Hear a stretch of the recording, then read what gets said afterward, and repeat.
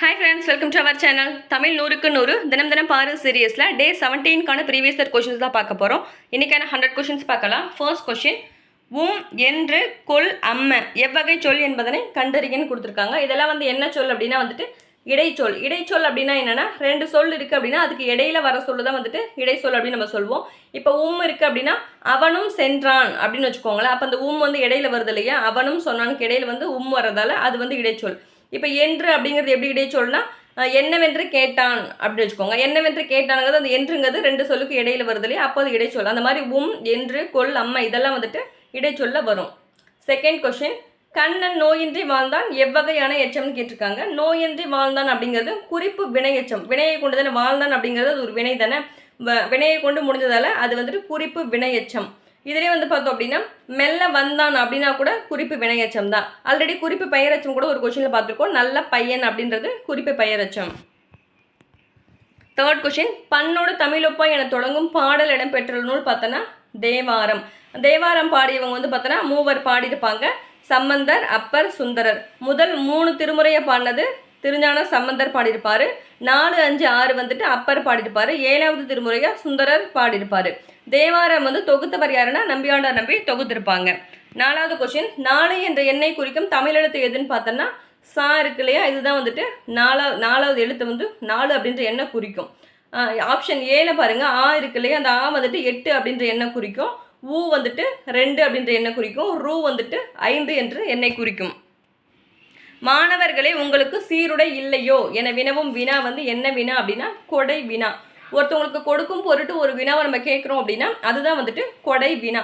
மாணவர்களே, உங்களுக்கு சீருடை இல்லையா அப்படின்னு ஏன் கேட்குறாங்க? அவங்க கிட்ட சீருடை இல்லை அப்படின்னா இவங்க கொடுக்கறதுக்காக கேட்குறாங்க. அதனால் அது கொடை வினா. பொதுவாக வந்துட்டு வினா எத்தனை வகைப்படும் அப்படின்னு கேட்டால் 6 வகைப்படும். விடை எத்தனை வகைப்படும்னு கேட்டால் 8 வகைப்படும். பொருந்தாத மரபு தொடரை குறிப்பிடுக. குயில் கூவும், மயில் அகவும், கிளி பேசும் என்பதெல்லாமே கரெக்டு. கோழி கூவும் என்பது தவறு. ஏன் அப்படின்னா கோழி வந்து கொக்கரிக்கும். புறான்றது குணக்கும், ஆந்தை வந்துட்டு அலரும்.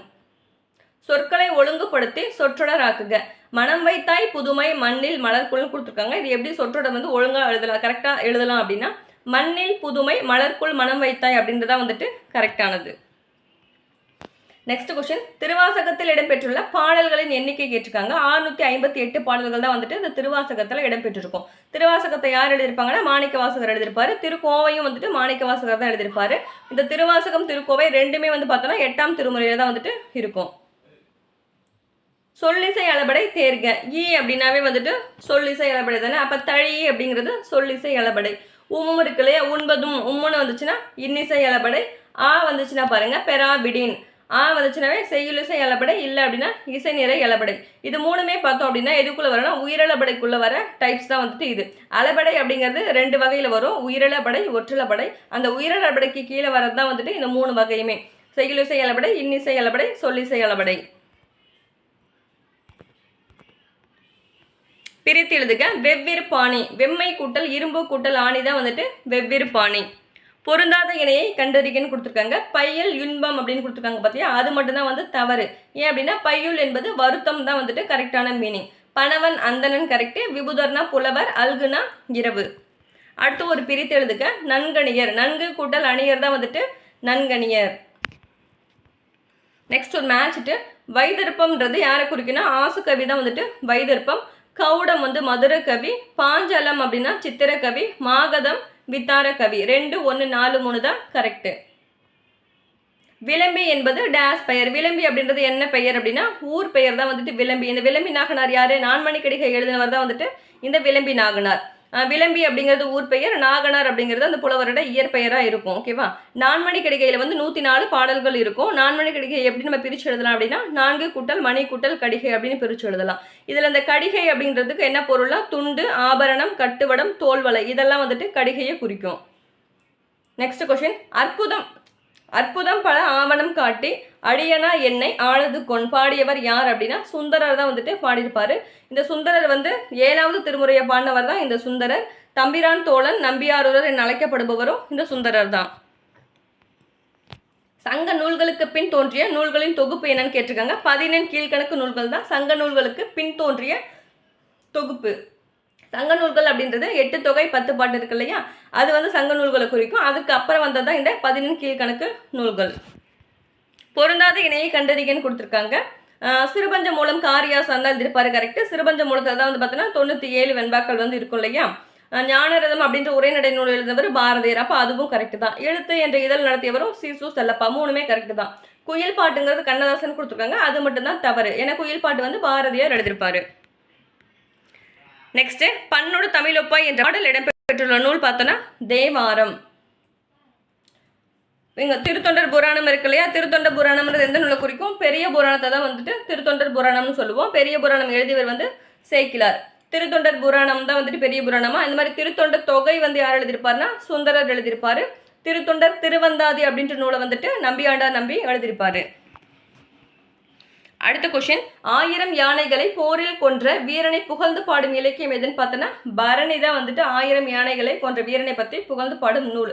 உலா இருக்கு இல்லையா, முதல் உலா இல்லாட்டி ஆதி உலா இல்லைன்னா தெய்வ உலான்னு சொல்லலாம், ஓகேவா. அது என்ன நூல் அப்படின்னா திருக்கைலாய ஞான உலாவை தான் வந்துட்டு ஆதி உலா, தெய்வ உலா, முதல் உலா அப்படின்னு சொல்லுவோம்.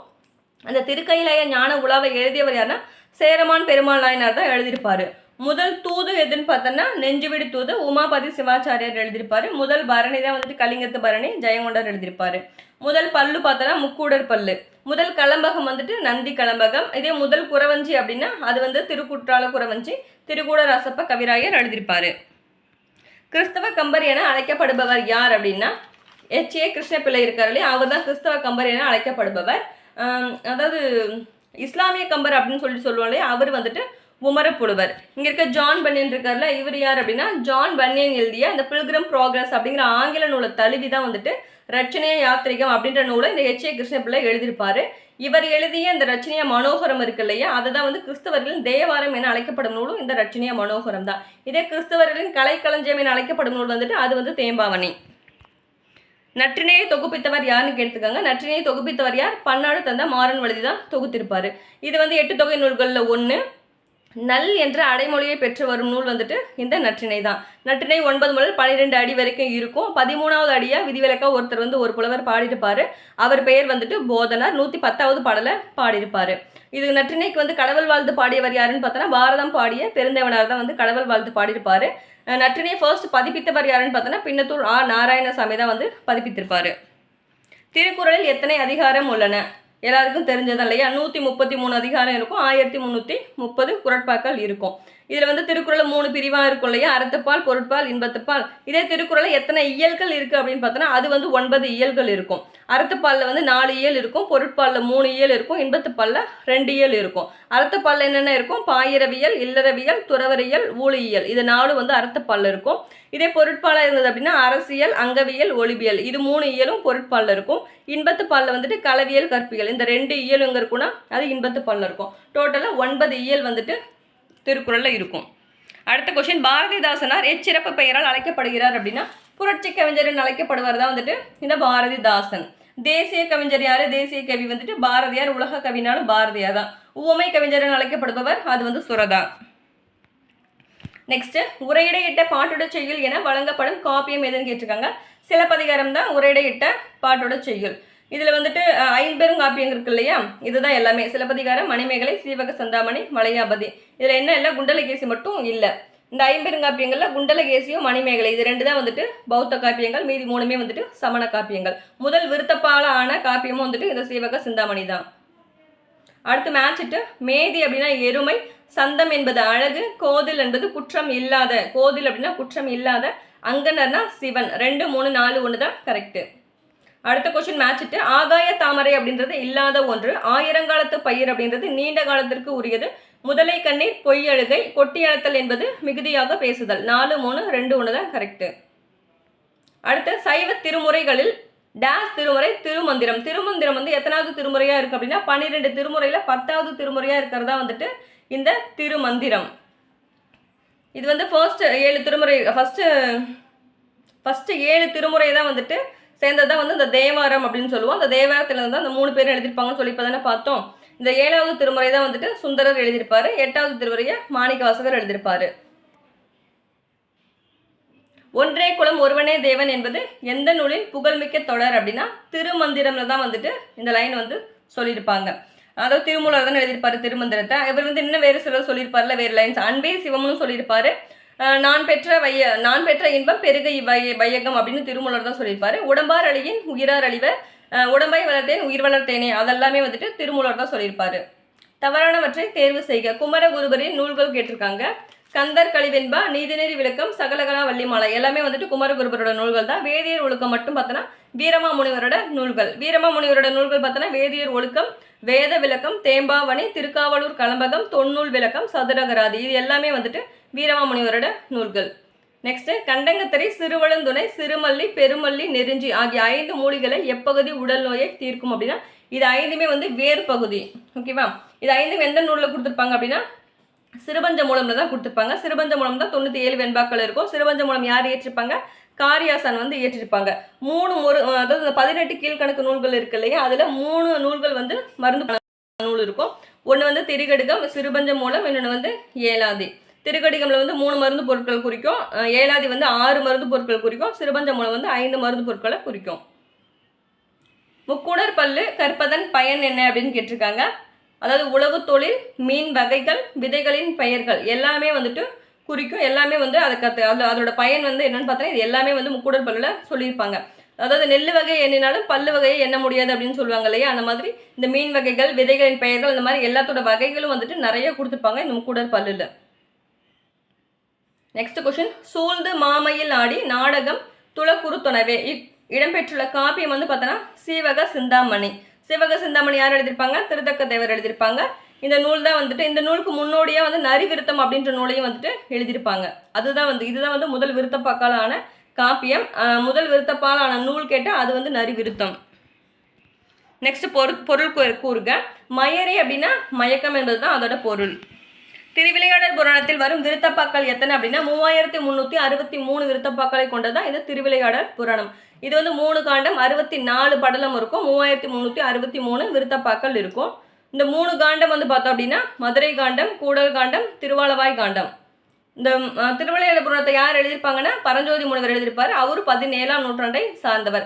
பரஞ்சோதி முனிவர் எழுதிய வேறு சில நூல்கள் பார்த்தோன்னா வேதாரண்ய புராணம், திருவிளையாடல் போற்றி கழிவென்பா, மதுரை 1010 இதெல்லாம் வந்துட்டு பரஞ்சோதி முனிவரோட நூல்கள்.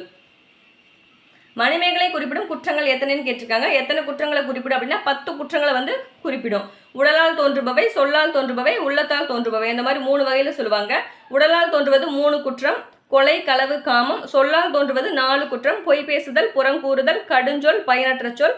உள்ளத்தால் தோன்றுவது 3 குற்றம், பெருவிருப்பம், கடுஞ்சினம், மாயத்தோற்றம். மொத்தமாக பார்த்தோன்னா 10 குற்றங்கள் வந்துட்டு சொல்லியிருப்பாங்க மணிமேகலையில். உடம்பார் அழியின் உயிரார் அழிவர் என கூற்று யாரு கூடையது? திருமூலர் கூடையது. இப்போதான் பார்த்தோம் இல்லையா. நெக்ஸ்ட், என்னுடைய சகோதரியின் மரணத்தை விடவும் வள்ளியம்மையின் மரணம் பேரிடியாக இருந்தது என கூறியவர் யார் அப்படின்னா காந்தியடிகள் தான் அந்த மாதிரி சொல்லியிருப்பாரு. காந்தியடிகள் வள்ளியம்மை எங்கே பிறந்திருப்பாங்க அப்படின்னா சவுத் ஆப்பிரிக்கா ஜோகன்ஸ்பர்கில் தான் வந்துட்டு அவங்க பிறந்திருப்பாங்க.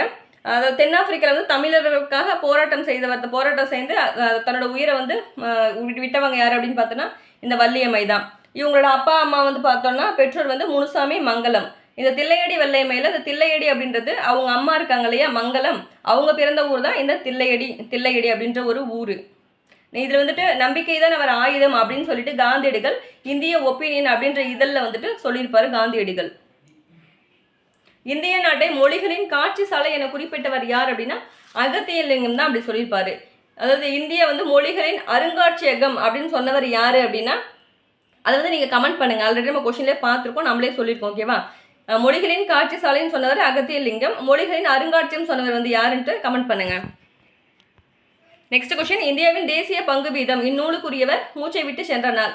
இந்தியாவின் தேசிய பங்கு வீதம் அப்படின்ற நூலை யார் எழுதியிருப்பாங்க அப்படின்னா அம்பேத்கர் எழுதியிருப்பார். அவர் அப்போ என்னைக்கு இறந்தார் அப்படின்னா 1956 டிசம்பர் 6 தான் வந்து இறந்திருப்பார். அவர் பிறந்த நாள் பார்த்தோன்னா ஏப்ரல் 14. அன்னைய நாள் தான் வந்துட்டு நம்ம சமத்துவத்திற்கான நாளாக வந்து கொண்டாடுறோம். கோட்டோவியங்கள் என்பது என்ன அப்படின்னு கேட்டுக்கோங்க. இங்கே இருக்க 3 கோடுமே வரைவது. நேர்கோடாக இருக்கலாம், கோணக்கோடாக இருக்கலாம், வளைகோடாக இருக்கலாம். எந்த கோடு வரைஞ்சாலுமே அதுதான் வந்துட்டு கோட்டோவியங்கள். தமிழில் வளர்த்த நுண்கலைகளில் முன்னணியில் இருக்கும் கலை என்னன்னா ஓவிய கலை தான் வந்துட்டு ஃபர்ஸ்ட். நாளை என் தாய்மொழி சாகுமானால் இன்றே நான் இறந்து விடுவேன் என்றவர் யார் அப்படின்னா ரசூல் கம்சதேவ் தான் சொல்லியிருப்பாரு. தமிழ்நாட்டின் ரசூல் கம்சதேவன் அழைக்கப்படுபவர் பாரதிதாசன். கண்ணூல் விளைஞர் என்று அழைக்கப்படுபவர் யார் அப்படின்னா ஓவியர் தான் வந்துட்டு கண்ணூல் விளைஞர் அப்படின்னு அழைக்கப்படுறாங்க. இந்த ஓவியர் வந்து இன்னும் வேறு சில பெயர்கள் வந்து சொல்லலாம். ஓவிய புலவர், ஓவியமாக்கல், கிளவி வல்லோன், சித்திரக்காரர், வித்தகர், இதெல்லாமே வந்துட்டு ஓவியரை குறிக்கும் வேறு பெயர்கள். மோகனரங்கனின் தமிழ் ஒலித்து கொண்டு இருக்கும் பொருள்கள் எங்கென்ன அப்படின்னா வானொலி, பாமரங்க மேடை, தொலைக்காட்சி, இதில் எல்லாமே வந்துட்டு அவரோட தமிழ் வந்து ஒலித்து கொண்டு இருக்கும். அவரோட நூல்கள் மோகனரங்கன் இருக்காரு, அவரோட நூல்கள் பார்த்தோன்னா இமயம் எங்கள் காலடிகள், நல்ல உள்ளம், நாளை மலரும், வணக்கத்திற்குரிய வரதராசனார், இதெல்லாம் வந்துட்டு அவரோட நூல்கள். இரட்டை கிளவி போல் இணைந்தே வாழுங்கள், பிரித்தால் பொருள் இல்லை என்று சொன்னவர் யாருன்னா சுரதா தான் அப்படி சொல்லிருப்பார். ஊமை கவிஞர் சுரதா. இருக்க வாணிதாசன் வந்து பார்த்தோன்னா தமிழ்நாட்டின் தாகூர்னாலும் தமிழ்நாட்டின் தாகூர், தமிழ்நாட்டின் வேர்ட்ஸ்வர்த் ரெண்டுமே வந்து வாணிதாசனை தான் குறிக்கும். திராவிட நாட்டின் வானம்பாடி அப்படின்னா வந்துட்டு முடியரசனை குறிக்கும். போல செய்தல் பண்பை அடிப்படையாக கொண்டவை எது அப்படின்னு பார்த்தோன்னா நாடக கலை தான் வந்துட்டு போல செய்தல்ன்ற பண்பு அடிப்படையாக கொண்டது. தமிழ் வேலி என்று மதுரை தமிழ் சங்கத்தினாய் கூறிய நூல் எதுன்னு பார்த்தோன்னா பரிபாடல் தான் வந்து தமிழ் வேலி அப்படின்னு சொல்லியிருப்பாங்க. தமிழ்களை கூடன்னு சொல்றது புறநானூறு சொல்லியிருக்கோம். முனுசாமி மங்கலம் இணையாருக்கு பிறந்த மங்கை யாருன்னா தில்லையடி வள்ளியம்மை. என்றுமுள தென்தமிழ் என்றவர் யார் அப்படின்னா கம்பர் தான் வந்துட்டு என்றுமுள தென்தமிழ் அப்படின்னு சொல்லியிருப்பாரு. கவி சக்கரவர்த்தி கம்பர். அந்தமான் எவ்வகை மொழின்னு கேட்டிருக்காங்க. அந்தமான் அப்படிங்கிறது ஒரு பொது மொழி. அந்தமான் அப்படின்றது ஒரு தீவை குறிக்கும். அந்த ப்ளஸ் மான் அப்படின்னு பிரித்தா அங்கே இருக்கிற மானை குறிக்கும். அந்த ப்ளஸ் மான், அந்தமான் அப்படின்னு சொல்லிட்டு அங்கே இருக்க மானை வந்து குறிக்கும். அப்போ ஒரு சொல் வந்துட்டு சேர்ந்துருந்தால் ஒரு பொருளை தரும், பிரித்தா வேறு ஒரு பொருளை தருது இல்லையா, அதுதான் வந்துட்டு பொதுமொழி. தொகை சொல்லை விரித்தெழுதுன்னு கொடுத்துருக்காங்க. நானிலம் அப்படின்றது என்னென்னா குறிஞ்சி, முல்லை, மருதம், நெய்தல் தான் வந்து நானிலம். பாலை மட்டும் குறிக்காது. பின்வரும் இலக்கண குறிப்பை பொருளாதார சொல்லை தேர்கன்னு கொடுத்துருக்காங்க. உருவகம், இங்கே இருக்கிறது எதெல்லாம் உருவகம் அப்படின்னா பாதமலர், அடிமலர், மொழியமுது, இது எல்லாமே வந்து உருவகம். தேன் தமிழ்னு கொடுத்துருக்கிறது மட்டும்தான் பொருந்தாதது. ஏன்னா தேன் தமிழ் அப்படிங்கிறது தேன் போன்ற தமிழ் நல்ல வரும், அப்போ அது உவமைக்கு தொகையில் வந்துடும். தமிழில் ஓரெழுத்து ஒரு மொழி எத்தனை இருக்குது அப்படின்னா 42 ஓரெழுத்து ஒரு மொழி இருக்குது. அது சொன்னது வந்து நன்னூல் வந்து சொல்லியிருப்பாங்க. தமிழ் அதாவது ஓரெழுத்து ஒரு மொழி இருக்கு இல்லையா, நெட்டெழுத்து மட்டுமே, நெட்டெழுத்து 7 ஓரெழுத்து ஒரு மொழி அப்படின்னு சொன்னவர் வந்துட்டு தொல்காப்பியர் சொல்லியிருப்பாரு.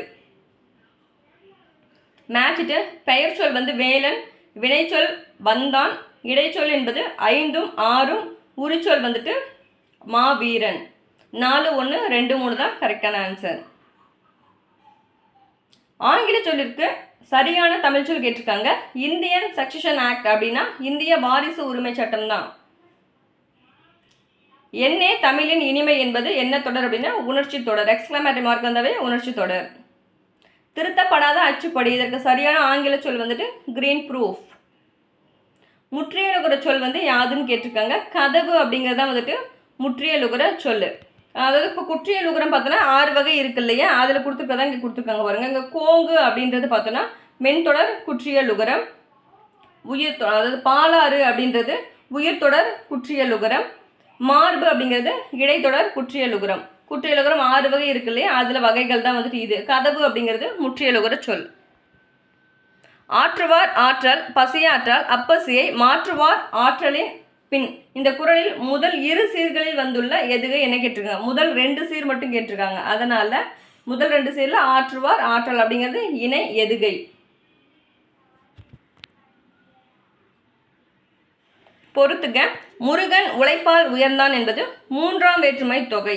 ஆள் வந்திருக்கு இல்லையா, அதனால அது 3ஆம் வேற்றுமை. நெக்ஸ்ட்டு பண்டைய மன்னர்கள் தமிழ் வளர்ச்சிக்கு பாடுபட்டனர் அப்படின்னு கொடுத்துருக்காங்க. கூ வந்திருக்கு இல்லையா, அப்போ அது 4ஆம் வேற்றுமை. அமுதா பாடத்தை எழுதினால் ஐ இருக்கு இல்லையா, அப்போ அது என்னது 2ஆம் வேற்றுமை. கண்ணன் வந்தான், கண்ணன்கிறது ஒரு எழுவாயா, ஸோ அது எழுவாய் வேற்றுமை. 3, 4, 2, 1 தான் கரெக்டு. குறுந்தொகைக்கு கடவுள் வாழ்த்து பாடியவர் யாருன்னு கேட்டால் பெருந்தேவனார். குறுந்தொகை வந்து பார்த்தோன்னா 4 முதல் 8 அடி வரைக்கும் பாடப்பட்டிருப்பாங்க. குறுந்தொகை தொகுத்தவர் வந்துட்டு பூரிக்கும். தனிசொல் இன்றி 4 அடியாய் வரும் வெண்பா எதுன்னு பார்த்தோன்னா இன்னிசை வெண்பா தான் வந்துட்டு. தனிசொல் இல்லாமல் 4 அடியாக வர்றது இன்னிசை வெண்பா. குறள் வெண்பா அப்படின்றது 2 அடியில் வரும். நேரிசை வெண்பா இருக்கு இல்லையா, நேரிசை வெண்பா அப்படின்னா 2வது அடியில் தனிசொல் பெற்று வந்தது அப்படின்னா அது வந்து நேரிசை வெண்பா. பக்ரோடை வெண்பா அப்படின்னு இருக்கு இல்லையா, இது வந்து 5 முதல் 12 அடி வரை வருவது தான் இந்த பக்ரோடை வெண்பா. வாக்கிய அமைப்பினை கண்டறிக. மாலதி திருக்குறள் கற்றால் என்பது தன்வினை, கற்பித்தால் என்பதுதான் பிறவினையில் வந்திருக்கும். ஒரு பொருளின் தன்மையை மிகைப்படுத்தி கூறுவது எது அப்படின்னா உயர்வு நகர்ச்சி அணி. குறுந்தொகை பாடல்களின் எண்ணிக்கை வந்து 401. நல்ல என்ற அடைமொழியை பெற்று வர்றதும் இந்த குறுந்தொகை தான். நல்ல குறுந்தொகை, நல் நற்றினை சொல்லுவோம் இல்லையா, அந்த மாதிரி நல்ல குறுந்தொகை. ஒளி வேறுபாடு அறிந்து சரியான பொருளை எழுதுக. வாழை அப்படின்னா மீன், இன்னொரு வாழை வந்துட்டு அது இளம்பெண், இன்னொரு லை வருது இல்லையா, அந்த வாழை வந்து அது மர வகையில் வந்திருக்கும். ஓகேவா, கரெக்டாக அந்த லை மட்டும் பார்த்துக்கோங்க. வையை நாடவன் அப்படின்னா யாருன்னா பாண்டியனை குறிக்கிறதா இந்த வையை நாடவன். தவறான விடையை தேர்வு செய்கன்னு கொடுத்துருக்காங்க. சிலப்பதிகாரம் அப்படின்றது கைலாய மலைன்னு கொடுத்துருக்காங்க, அது மட்டும் தான் தவறு. மீதி ராமாயணம் அப்படிங்கிறது கம்பராமாயணம் வந்து சிறுங்கிபேரம் வரும் அந்த ஊர், அதாவது குகன் பிறந்த ஊர்னு நினைக்கிறேன். தேம்பாவணிங்கிறது வளன், காப்பிய தலைவனே வந்துட்டு வளன் என்ன ஜோசப்பை தான் குறிக்கும். சீராபுராணம், மந்திராசலம், இது எல்லாமே வந்துட்டு கரெக்டு. வெட்ட வெளியை கடவுளாக வழிபட்ட சித்தார் யாருன்னு பார்த்தோன்னா கடுவெளி சித்தர். நிறைய டைம் பார்த்துட்டோம் இல்லையா அந்த கொஸ்டினை. வெட்ட வெளியை கடவுளாக வழிபட்டவர் கடுவெளி சித்தர். 500 நூலை தொகுப்பித்தவர் யாருன்னு கேட்டிருக்காங்க.